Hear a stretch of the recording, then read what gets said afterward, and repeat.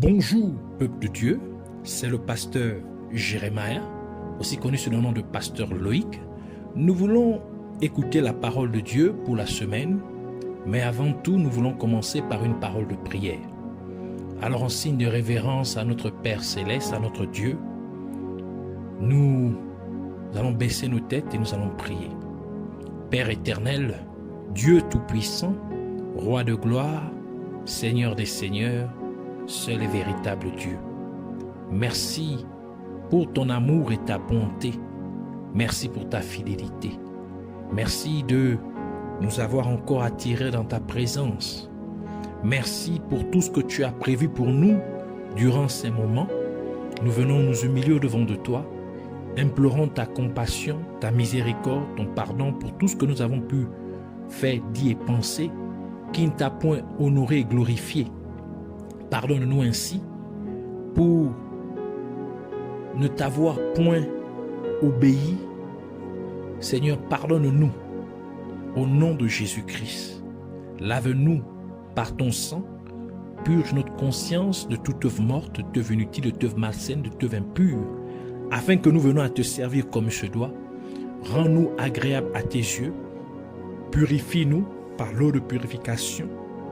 Merci encore au Père Dieu Tout-Puissant.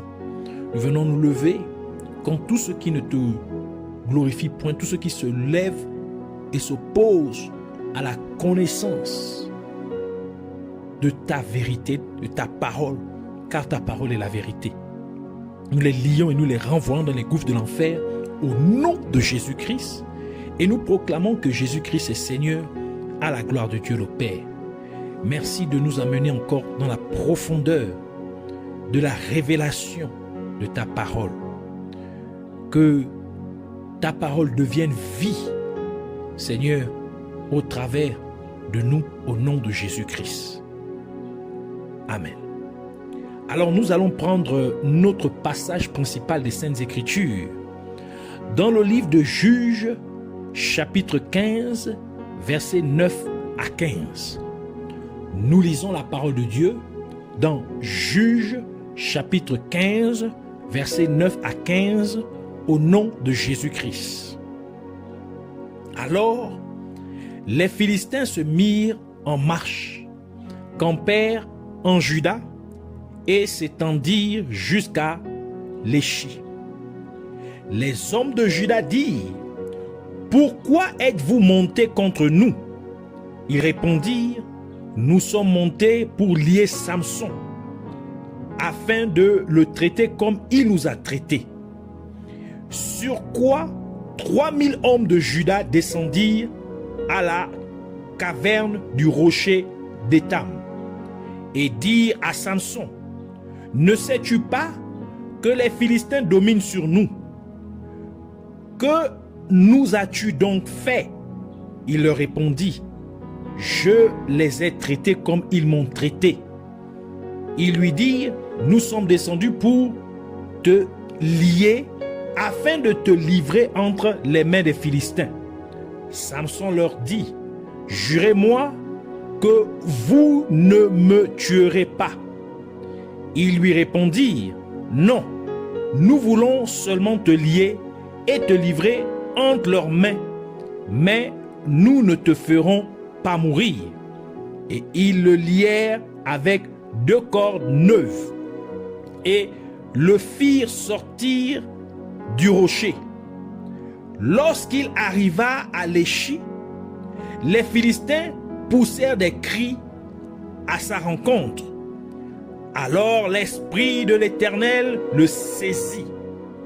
Les cordes qu'il avait au bras devinrent comme du lin brûlé par le feu, et ses liens tombèrent de ses mains. Il trouva une mâchoire d'âne fraîche, il étendit sa main pour la prendre, et il en tua 1000 hommes. Que le Seigneur bénisse sa parole, qu'elle vienne pleine de gloire, de vie, de révélation, de profondeur, au nom de Jésus-Christ.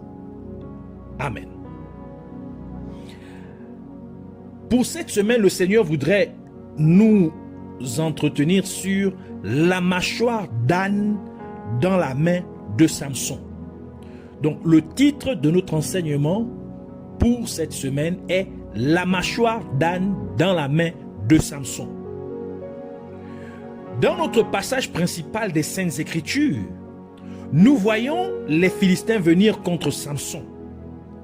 Et si le peuple de Juda ne pouvait pas s'opposer à 1000 Philistins, ni oser les combattre, cela implique que les Philistins devaient être venus en une quantité considérable d'hommes vaillants, prêts à se battre, mais ils devaient aussi être des gens très forts, au point que le peuple de Juda prendrait 3000 personnes pour exécuter lui-même ce que les Philistins étaient venus faire, c'est-à-dire de lier Samson. Ainsi, nous pouvons donc affirmer que les Philistins étaient des hommes très forts. Et peut-être qu'ils étaient aussi bien armés, car si ce n'était pas le cas, le peuple de Juda les aurait très probablement combattus avec des armes. Cependant, malgré le fait que les Philistins vinrent en grand nombre avec des hommes vaillants et bien armés contre Samson, Samson ne prit qu'une mâchoire d'âne pour se défendre contre les Philistins. Et quand on essaie de voir le rapport de force entre les deux parties opposées, on voit bien que cela n'a aucun sens ce que Samson choisit comme arme ou comme outil pour se défendre. Et pourtant, Samson a vaincu les Philistins n'ayant que cette mâchoire d'âne dans la main. Il faut donc en savoir plus sur cette mâchoire d'âne dont Samson s'est servi pour tuer 1 millier de Philistins. Et pour cela, nous devons d'abord comprendre d'où proviennent les ânes sauvages. Et du Donkey Sanctuary, nous découvrons que les ânes proviennent d'ânes sauvages d'Afrique et d'Asie. Ainsi, les ânes sauvages sont un hybride d'ânes d'Afrique et d'ânes asiatiques, d'ânes d'Asie. Donc c'est un mélange entre les ânes d'Afrique et les ânes d'Asie. Et deuxièmement, pour comprendre le mystère de la mâchoire de l'âne utilisé par Samson, nous devons lire la prophétie concernant Ismaël. Dans Genèse chapitre 16, versets 11 à 12, qui dit: l'ange de l'Éternel lui dit: voici, tu es enceinte. Ici, il parle à Agar, la mère d'Ismaël. Et tu enfanteras un fils à qui tu donneras le nom d'Ismaël. Car l'Éternel t'a entendu dans ton affliction. Il sera comme un âne sauvage. Sa main sera contre tous, et la main de tous sera contre lui. Et il habitera en face de tous ses frères. Et dans cette prophétie donnée par l'ange de Dieu à Agar, la mère d'Israël, la mère d'Ismaël, nous pouvons voir qu'Ismaël était censé être comme un âne sauvage. Et ceci est bien vérifié car les ânes sauvages sont le résultat du brassage d'ânes d'Afrique avec des ânes d'Asie. Et nous savons qu'Ismaël est le fils d'Abraham qui était originaire de Syrie, du continent asiatique, avec Agar qui était d'Égypte en Afrique. Par conséquent, Ismaël est originaire d'Afrique et d'Asie, de même que proviennent les ânes sauvages. Cela nous révèle donc que l'âne que Samson utilisa pour tuer les Philistins fait référence à la prophétie d'Ismaël. Donc la mâchoire de l'âne que Samson utilisa pour tuer les Philistins fait référence à la prophétie d'Ismaël. Et le livre de Deutéronome nous donne le rôle prophétique de la mâchoire. Deutéronome chapitre 18 verset 3 qui dit: voici quel sera le droit des sacrificateurs sur le peuple, sur ceux qui offriront un sacrifice, un bœuf ou un agneau. On donnera au sacrificateur l'épaule, les mâchoires et l'estomac. Ainsi, nous en venons à comprendre que la mâchoire de l'animal offert à Dieu était réservée aux sacrificateurs de Dieu. Ainsi, en choisissant la mâchoire comme arme pour se défendre, Samson sous-entendait en fait qu'il était un sacrificateur de Dieu. Samson faisait savoir aux gens qu'il participait au service de Dieu en tant que sacrificateur. Donc il prenait part à la sacrificature. Il contribuait à l'œuvre de Dieu. Et nous avons pu voir que malgré le grand nombre de Philistins qui se dressèrent contre lui, Samson tua 1 millier de Philistins. Cela nous révèle donc que lorsque vous participez au sacerdoce de Dieu, lorsque vous prenez part à la sacrificature de Dieu, Dieu vous rend plus fort contre vos ennemis. Quand vous servez Dieu sérieusement, Dieu vous fait dominer sur vos ennemis. Lorsque les puissances des ténèbres vous attaquent, vous devez toucher à l'œuvre de Dieu. Vous devez contribuer à l'œuvre de Dieu. Vous devez vous engager dans l'œuvre de Dieu. Vous devez servir Dieu avec ce que vous avez, avec votre temps, avec vos efforts, avec vos moyens financiers, matériels. Servez Dieu seulement et Dieu vous rendra plus fort que vos ennemis. Par conséquent, Dieu vous amènerait à vaincre vos ennemis lorsque vous servez fidèlement Dieu. Dieu ouvrira des portes devant vous afin que vous puissiez échapper à vos ennemis. Et nous pouvons voir cela se produire avec Moïse et le peuple d'Israël lorsque le peuple d'Israël fut confronté à la mer Rouge devant eux et à Pharaon avec son armée derrière eux. Moïse a dû lever sa verge et la mer Rouge se scinda en deux pour que le peuple d'Israël puisse traverser la mer Rouge à pied. Et de plus, quand Pharaon avec son armée essaya de traverser la mer Rouge pour venir contre le peuple d'Israël, Moïse utilisa encore sa verge pour fermer la mer Rouge sur Pharaon et son armée, et ils moururent tous dans la mer Rouge. Exode chapitre 14, versets 15 à 17, c'est Dieu qui parle à Moïse, lui donnant la solution lorsque, devant les ennemis du peuple d'Israël, il dit, l'Éternel dit à Moïse, pourquoi ces cris? Parle aux enfants d'Israël et qu'ils marchent. Toi, lève ta verge et tends ta main sur la mer et fends-la, et les enfants d'Israël entreront au milieu de la mer à sec. Et moi, je vais endurcir le cœur des Égyptiens pour qu'ils y entrent après eux. Et Pharaon et toute son armée, ses chars et ses cavaliers feront éclater ma gloire. Et nous savons que la verge est une représentation du ministère. En d'autres termes, la verge est une représentation du service envers Dieu. Ainsi, en demandant à Moïse de lever sa verge pour diviser la mer Rouge afin de créer un chemin pour le peuple d'Israël, Dieu nous dit que pour que vous fassiez un chemin là où il semble n'y avoir aucun chemin, vous devez exercer votre ministère. Vous devez servir Dieu afin d'apporter une solution à votre problème. Et en amenant Moïse à utiliser à nouveau sa verge pour refermer la mer Rouge sur Pharaon et son armée, Dieu nous confirme que pour que vous puissiez vaincre vos ennemis, il vous suffit d'exercer votre ministère.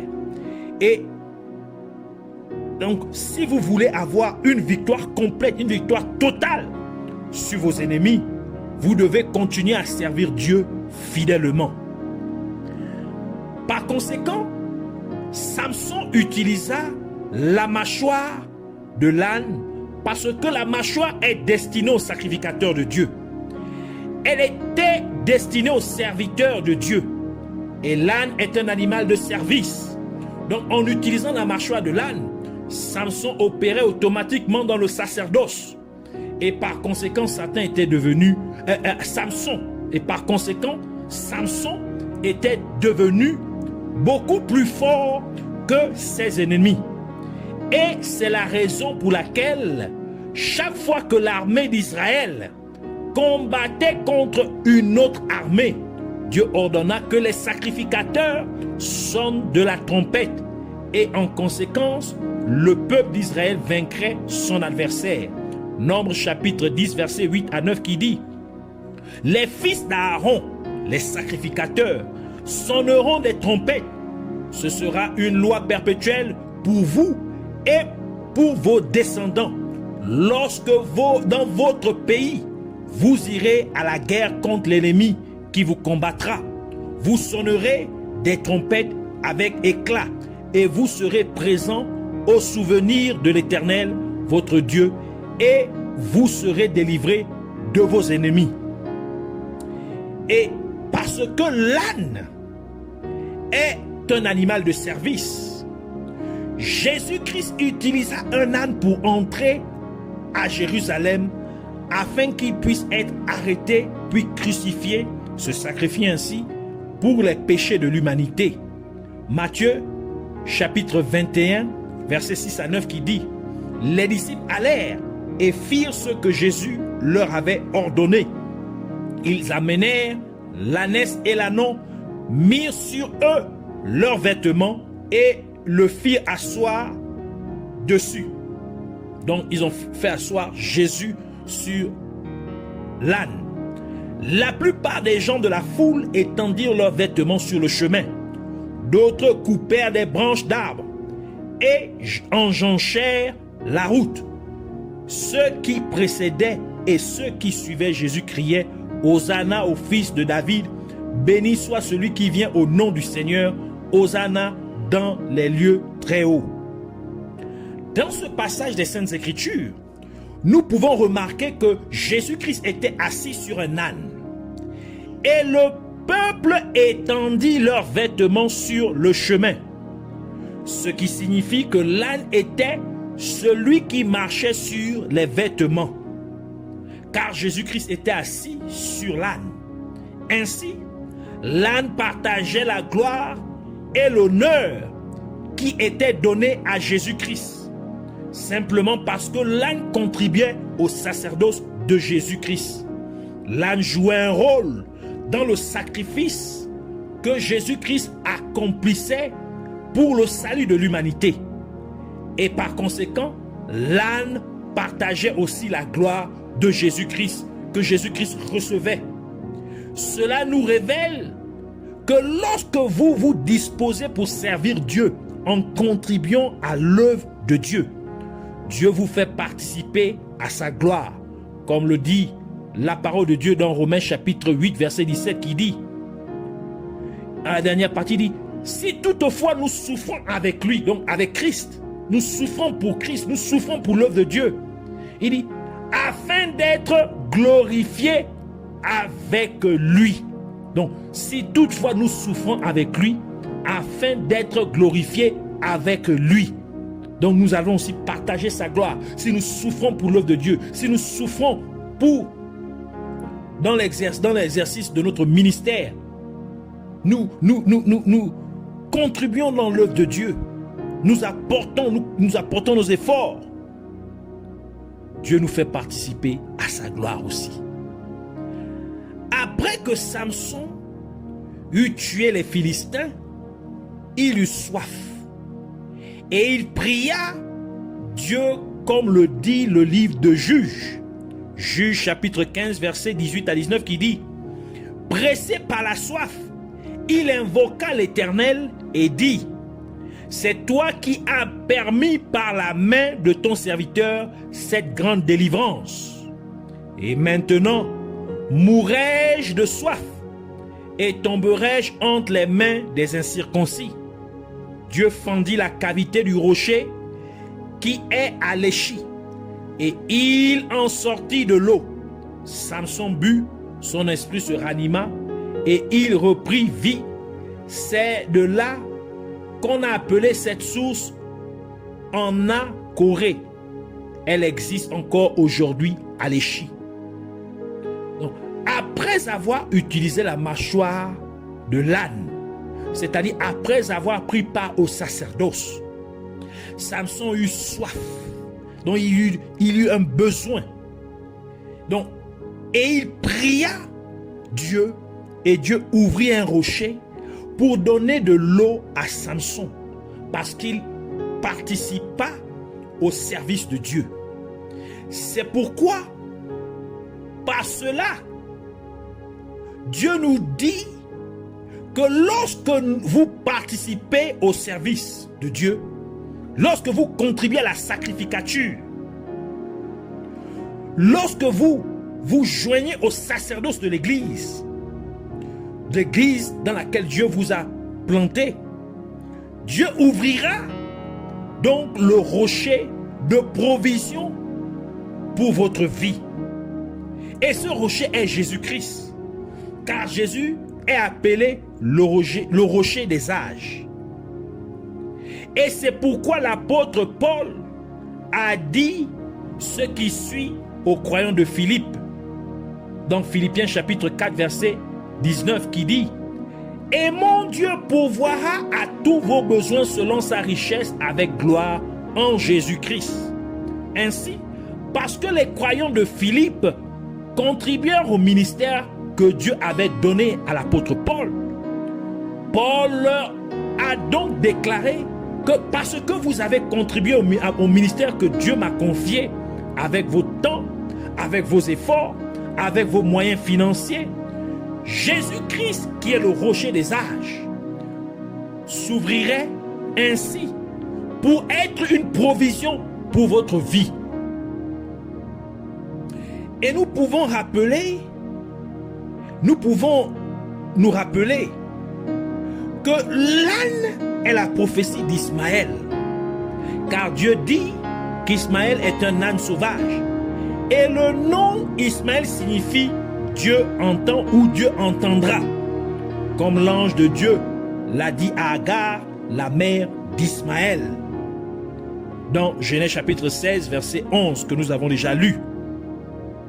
Il dit, l'ange de l'Éternel lui dit, voici tu es enceinte et tu enfanteras un fils à qui tu donneras le nom d'Ismaël, car l'Éternel t'a entendu dans ton affliction. Par cela, nous pouvons maintenant comprendre pourquoi Dieu a exaucé la prière de Samson. Quand il avait soif, Dieu lui a fourni de l'eau, parce que Samson avait la mâchoire de l'âne dans sa main droite. Donc il a tenu la main de l'œuvre de Dieu. Il a contribué à l'œuvre de Dieu. Il a pris soin de l'œuvre de Dieu. Il s'est accaparé de l'œuvre de Dieu pour servir le Seigneur. Cela nous révèle donc que lorsque vous participez à l'œuvre de Dieu, Dieu entendra quand vous priez et votre prière sera ainsi exaucée. Lorsque vous soutenez l'œuvre de Dieu avec votre temps, avec vos efforts, avec vos ressources matérielles ou financières, Dieu entendra votre prière et votre prière serait exaucée. Ainsi, nous voulons prier pour dire merci Père glorieux et merveilleux, Dieu tout-puissant, Roi fidèle, merci d'avoir investi en moi ta vérité, ta parole qui est la vérité. Et je prie, Père Céleste, implorant ta miséricorde, sur ma vie pour chaque fois que je n'ai pas réussi à jouer mon rôle dans ton sacerdoce, dans ta sacrificature, que ce soit à un niveau personnel ou dans mon église locale. Pardonne-moi, Abba Père, chaque fois que je n'ai pas participé à ton œuvre. Pardonne-moi, chaque fois que j'ai refusé de contribuer à ton œuvre avec mon temps, mes efforts ou avec mes possessions matérielles et financières. Et je prie, Père Céleste, afin que tu m'aides à prendre soin de ton sacerdoce, en ce que j'apporte ma contribution à ton œuvre chaque fois que tu me donnes l'occasion de le faire au nom de Jésus-Christ. Et comme je participe à ton œuvre, puisses-tu me rendre plus fort que mes ennemis au nom de Jésus-Christ. Alors que je contribue à ton service dans ton église locale, où tu m'as implanté, puisses-tu me donner la victoire sur tous mes ennemis au nom de Jésus-Christ. Alors que j'apporte ma pierre à ton édifice dans ton église locale, puisses-tu donc être mon pourvoyeur au Seigneur Jésus-Christ. Comme je joue mon rôle dans ton église locale, puisses-tu ainsi m'exaucer chaque fois que je te prie au nom de Jésus-Christ. Je te rends grâce, Père de gloire, Roi tout-puissant, Sauveur fidèle, Yahvé. Merci d'avoir répondu à ma prière. Que ton nom soit à jamais élevé au nom de Jésus-Christ. Amen.